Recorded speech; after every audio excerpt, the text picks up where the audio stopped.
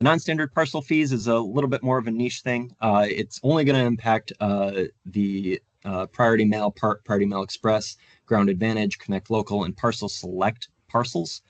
So a lot of the mail that we have going through BCC software doesn't apply here, but a lot of them support this, and a lot of folks do take advantage of them.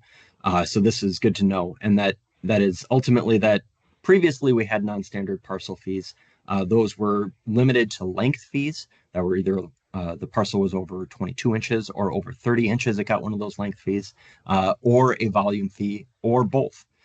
What they will be adding is a new characteristic fee, and that is if it cannot be put on a machine in the post office's facilities, it will incur an extra fee based on the shape of the parcel ultimately. So they're calling out a few categories there: the cylindrical tubes or rolls, cans, wooden metal boxes, any parcel that contains over 24 ounces of liquid in a glass container, or, and this one's been a little bit fuzzy and the topic of a lot of conversation, any package that is in a poly wrap, basically, that ultimately that is too big for the contents within it. And the post office is defining that by if the wrapping can overlap and fold over on top of the label, then it can't be run on the machines efficiently and has to be sorted by hand.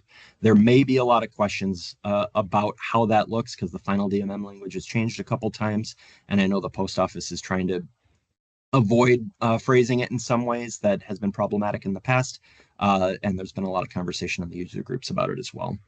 The other thing worth noting here is that for those non-standard fees, the length fee and the characteristic fee, you choose the higher of the two in terms of cost. You don't get both of them, and then you can qualify for both the volume and the characteristic fee as well.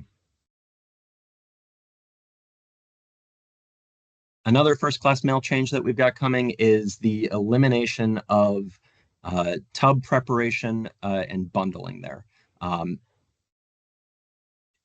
Basically what it says on the package, right? Like when you are sorting flats for FCM into tubs, you cannot bundle them anymore. That'll change your preparation because as bundles were sorted before, you would rate each bundle individually. And then they've also changed the limit on, or the minimums on the tray levels to help facilitate more fine sortation. They've gone from 90 pieces to 50 pieces. And then in doing this elimination, they've also eliminated co-traying, of the combining of non-automation and automation first-class flats as well. All right. And then a couple of miscellaneous updates. We'll call them miscellaneous just because they didn't get their own slide. But really, these are not necessarily smaller, especially if you've been doing these in the past. But I can talk about them in a single sentence or two. And if anybody wants any more explanation or anything deeper to go into, please put them in the chat there, and we'll jump back to any of these. So the first one that's gotten a lot of conversation as well is how the DML, Rosine, help me. What does DML stand for? It blanked on it. Marketing label. Thank you. The direct marketing labels has been combined into what was previously the +1 product that was just for letters, and then the +1 was a card. They're taking that DML product and combining it with that +1 for the flats that had a DML add-on and implementing it underneath the same heading. The big deal here, and that as we send these materials out, that link notes what the post office will be doing for technical implementation from now until January. And the subtext there is that we don't know exactly what the final technical implementation will look like. But in the meantime, what we've gotten from the post office is that if the method by which we submit a DML in eDocs, either the mail.dat or the mail.xml files, should continue to be the same as it was when it was DML, but it will get the +1 price and follow the +1 rules. As we get closer to January, we should have more technical details about what that will look like in the final implementation of what the post office wants to do, but we just don't have that yet, and so we don't know exactly how that's going to affect the software. For right now, though, if you used to be able to check a DML box, you probably will continue to be able to check that DML box, but it will do the correct thing on the back end for submitting that eDoc.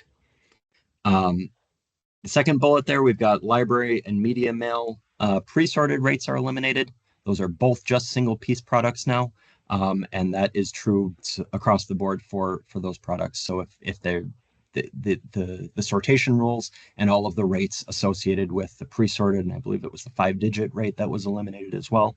Those have now been removed from postage statements and software implementation. The carrier route basic rate has been removed for marketing mail automation letters. This one makes a lot of sense based on what we've seen the post office trying to do over the last many years. That basic carrier route rate has always been, as far as I've been working with it, a more expensive product than just the 5-digit in the same space. And now they're just rationalizing that rate by removing it completely from that product, and all the mail that, if you weren't already doing it, you'll be ultimately getting a better rate than you were before if you drop those pieces down to 5-digit. The marketing mail incentive has been extended for letters and flats that are mailed at high density plus rates. Previously, that was only available for saturation and EDDM. So now you can get another rate category for those high density plus pieces. And then nonprofit marketing mail parcel dimensions. Unlike basically all the other parcels, instead of changing from a machinable parcel to a non-standard parcel at the 22 by 18 by 15 inch dimensions, they're putting a hard cap on those marketing mail nonprofit marketing mail parcels, and that you just cannot mail a nonprofit marketing parcel if it goes above those dimensions.